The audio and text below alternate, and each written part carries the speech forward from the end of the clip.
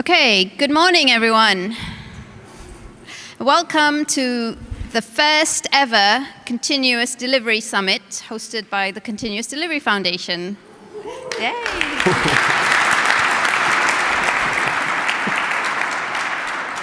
Yeah, so thank you all so much for being here, especially at our first one. Hands up if you walked the long way around the building this morning. Great.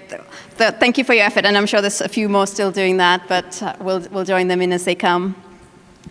Okay, so this morning we are your hosts. We'll do some introductions. I'm Tracy Miranda, and I'm on the governing board of the CDF.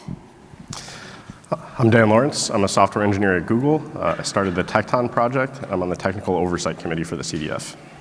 Yeah, so Dan and I have been working really hard behind the scenes to get CDF off the ground and to plan this summit. So we're really excited to be here and so glad that you could all join us today. So we learned that this has actually been one of the fastest growing co-located events. Do you know how many people signed up? I think the number was 287, something like that. Yeah. So really glad. We know you had a lot of choice today, so pretty happy that you came to join it with us, and it is going to be really good and lots of fun. So I'll do a quick run through of the plan for today and then some housekeeping items before we get started. So this is the morning schedule here. We're going to be starting off with a couple project kickoffs from the 4 different projects that are hosted in the CDF today. We'll have a little bit of a morning break in between. And then as a pretty exciting announcement, the original plan was for everyone to have lunch on their own. But thanks to our awesome sponsor, JFrog, we're going to be having lunch right here in this room around 12:30.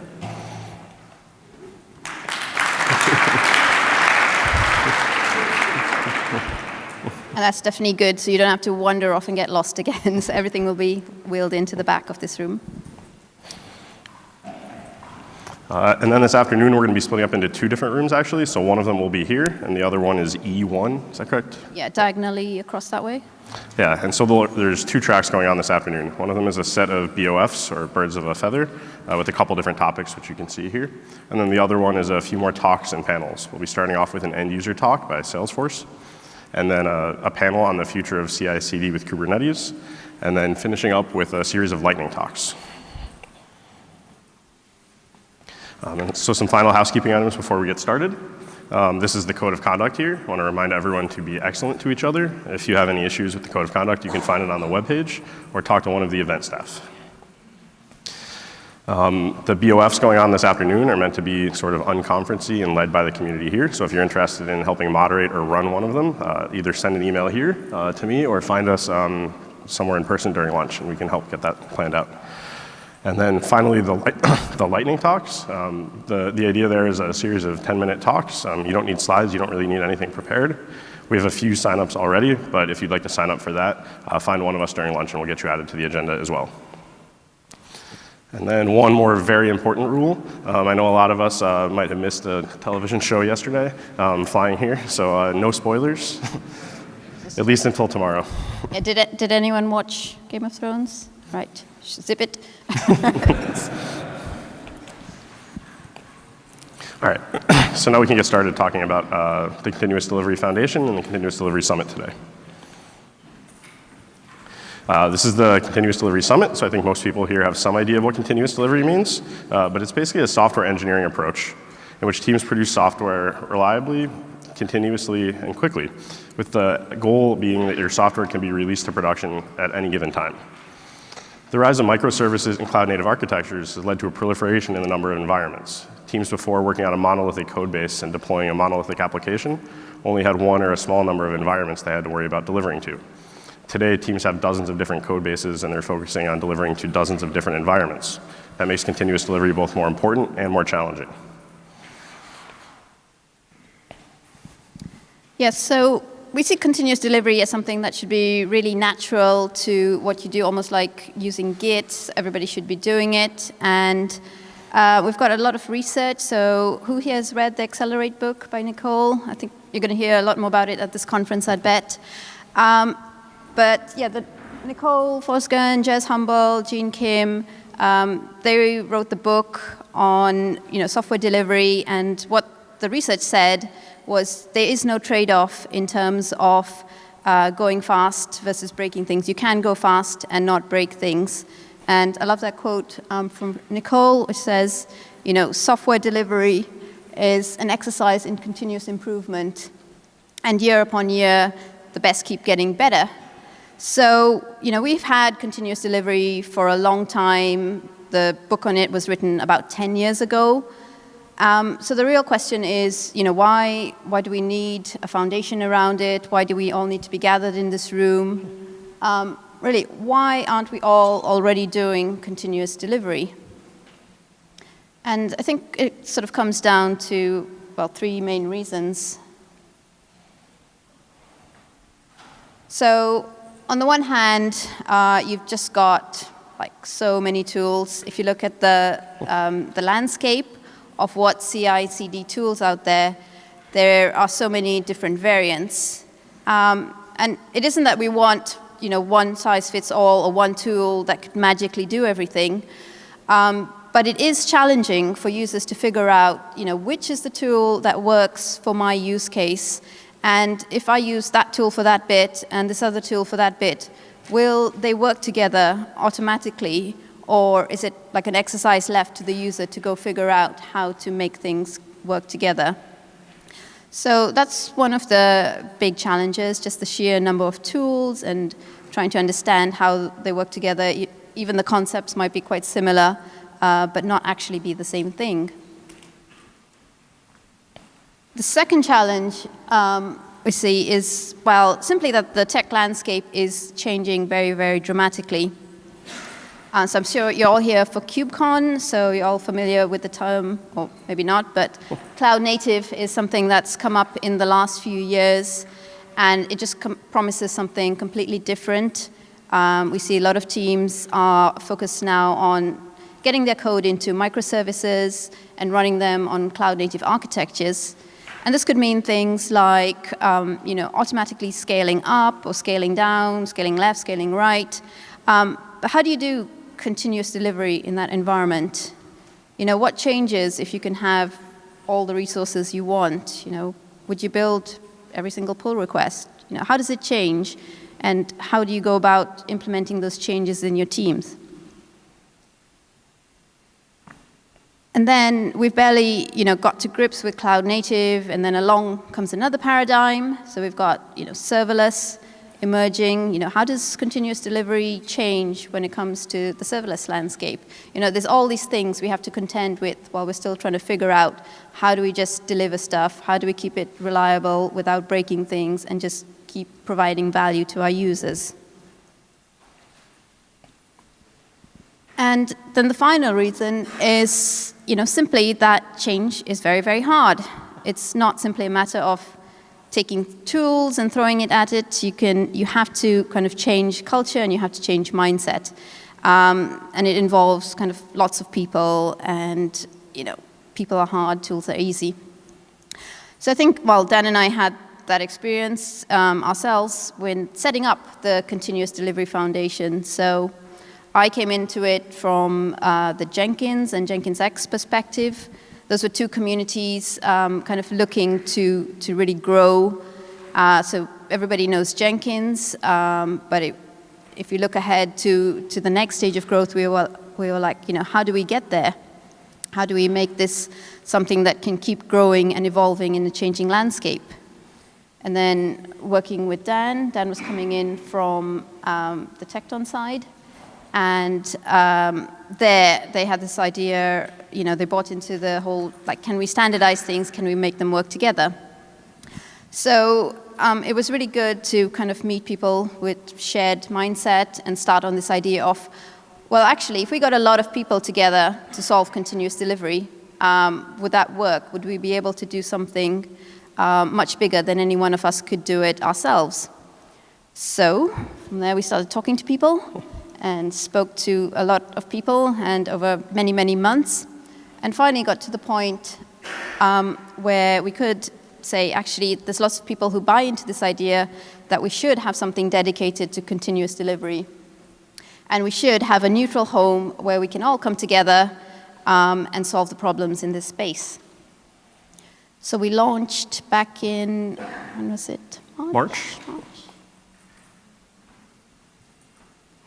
Yeah, so we launched back on the 12th of March, and it was really, really good. So we had a lot of coverage of that. So it was interesting to see kind of the different takes.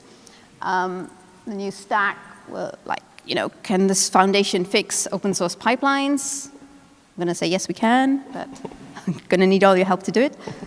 And then even, Forbes were talking about it. So, we need to focus on continuous delivery now. And then my personal favorite was the Register with this headline, "Hey DevOps fans, we've got another TLA for you to write down." So, typical Register style. So it was really good to have just this validation from a lot of other people, a lot of other companies, that continuous delivery was something that needed a lot of people to come together. And if you look at our charter, we've got our mission captured there. I'm not going to read this, but I've just highlighted a few things. And for me, the key is going to be just the collaboration and integration that we can focus on. And that we want to do that with all sorts of practitioners, so developers, testers, architects, just anybody who can come in, documentation. We need all sorts of people working on this together. So since we've launched, we've had a whole bunch of other members. So I'm really happy to all these lovely companies who are coming in and supporting things. So we've got all the premier companies and our general and end user members. So yeah, thank you very much for being part of the foundation and helping drive this forward. And one thing I think we're all really happy is that right from the get-go, we've got a lot of end user companies. So not companies producing software, but companies using software. And we had this great quote from the folks at HSBC. And what I really love about this is that I think it's a quote that could apply to almost any company out there. So, yeah, delivering features faster while making sure that our services are solid and secure is ever more important to our customers. So every company is a software company, and everybody has to worry about getting value to their users through software. And I think that's why a lot of us are here today. So that's the plan and that's the mission. How are we going to get there? Yeah, so I'll talk about some of the updates that we've gone through so far on the CDF and some of our ideas for how we can improve continuous delivery for everyone. The very first thing that we decided on the CDF is that we want to prioritize code over everything else. Many of us here in this room, at this conference, and in the CDF themselves are engineers, and we know that when you get a whole bunch of different people in a room, it's very hard to make progress.